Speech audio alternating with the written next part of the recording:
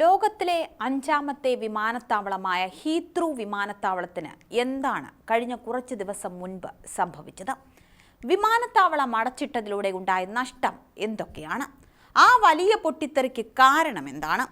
ഹീത്രൂവിലെ പൊട്ടിത്തെറിക്ക് പിന്നാലെ ചോദ്യചിഹ്നമാകുന്നത് നമ്മുടെ ഇന്ത്യയിലെ വിമാനത്താവളങ്ങളാണ്.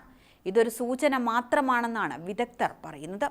ലണ്ടനിൽ ഹെയ്സിലുള്ള നോർത്ത് ഹൈഡ് ഇലക്ട്രിക്കൽ സബ്സ്റ്റേഷനിലെ പൊട്ടിത്തെറിയെ തുടർന്നാണ് ഹീത്രൂ വിമാനത്താവളം അന്നടച്ചത്.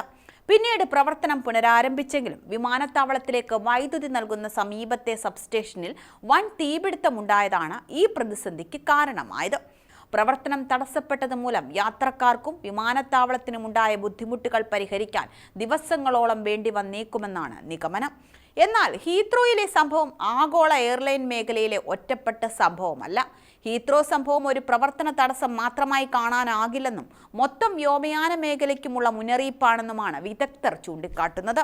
ദേശീയ അന്തർദേശീയ പ്രാധാന്യമുള്ള വിമാനത്താവളം പോലെ ഒരിടം എന്തുകൊണ്ട് ഒരൊറ്റ ഊർജ്ജ സ്രോതസ്സിനെ മാത്രം പൂർണ്ണമായും ആശ്രയിക്കുന്നുവെന്ന് international air transport association director general Willie Walsh ചോദിക്കുന്നു. വിമാനത്താവളത്തിന്റെ കാര്യക്ഷമത ഇല്ലായ്മയാണ് ഇത് ചൂണ്ടിക്കാട്ടുന്നത് എന്നും അദ്ദേഹം കുറ്റപ്പെടുത്തി. ബദൽ മാർഗങ്ങളില്ലാതെ ഒരൊറ്റ ഊർജ്ജ സ്രോതസ്സിനെ മാത്രം ആശ്രയിക്കുന്ന ഹീത്രൂ സംഭവങ്ങൾ ആഗോളതലത്തിൽ ആവർത്തിക്കാൻ ഇടയാക്കുമെന്നും വിദഗ്ധർ പറയുന്നു.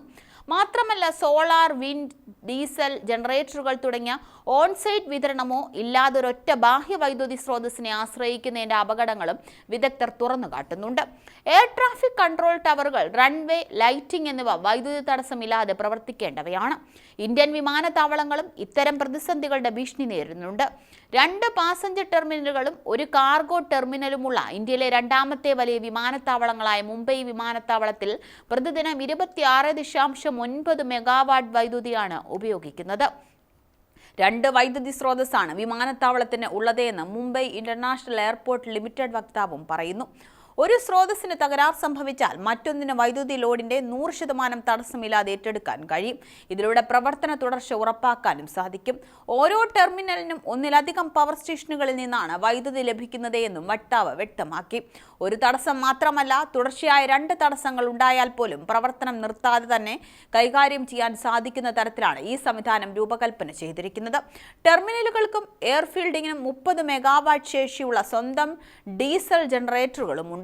വലിയ തടസ്സങ്ങൾ ഉണ്ടായാൽ ഇവ സജീവമാകും. 100% പുനരുപയോഗ ഊർജ്ജത്തിലാണ് മുംബൈ വിമാനത്താവളം പ്രവർത്തിക്കുന്നത്. 5% സൗരോർജ്ജവും ബാക്കി 95% ജലക്കാറ്റ് ഊർജ്ജത്തിൽ നിന്നാണ് മുംബൈ വിമാനത്താവളത്തിലെ അധികൃതർ അറിയിക്കുന്നു.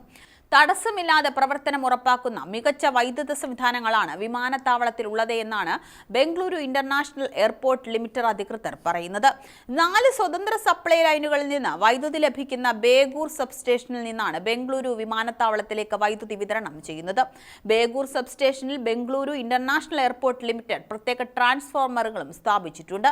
ഇത് വൈദ്യുതി തടസ്സത്തിനുള്ള സാധ്യത കുറയ്ക്കുന്നു. ഓൺസൈറ്റ് സൗരോർജ്ജ ഉൽപാദനം സംയോജിപ്പിക്കുന്നു. കൂടാതെ ഓഫ്സെറ്റ് ബാഹ്യ പുനരുപയോഗ ഊർജ്ജ വിതരണക്കാരുമായി സഹകരിച്ച് സ്ഥിരമായ പരിസ്ഥിതി സൗഹൃദ വൈദ്യുതി വിതരണം ഉറപ്പാക്കുന്നുവെന്ന് Bengaluru international airport limited CEO Hari മാരാറും വ്യക്തമാക്കുന്നു.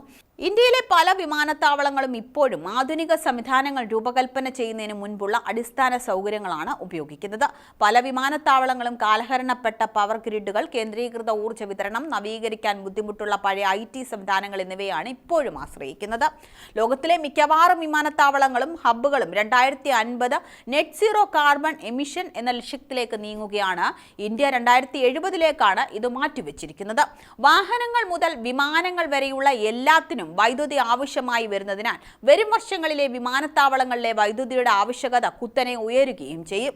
ലോകത്തിലെ മിക്ക വിമാനത്താവളങ്ങളും ഇതിനായി തയ്യാറെടുക്കാൻ തുടങ്ങിയിട്ടുമുണ്ട്. അതിനാൽ തന്നെ വൈദ്യുത പ്രതിരോധശേഷി സമീപ വർഷങ്ങളിൽ ഒരു നിർണായക ഘടകമായി മാറുക തന്നെ ചെയ്യും.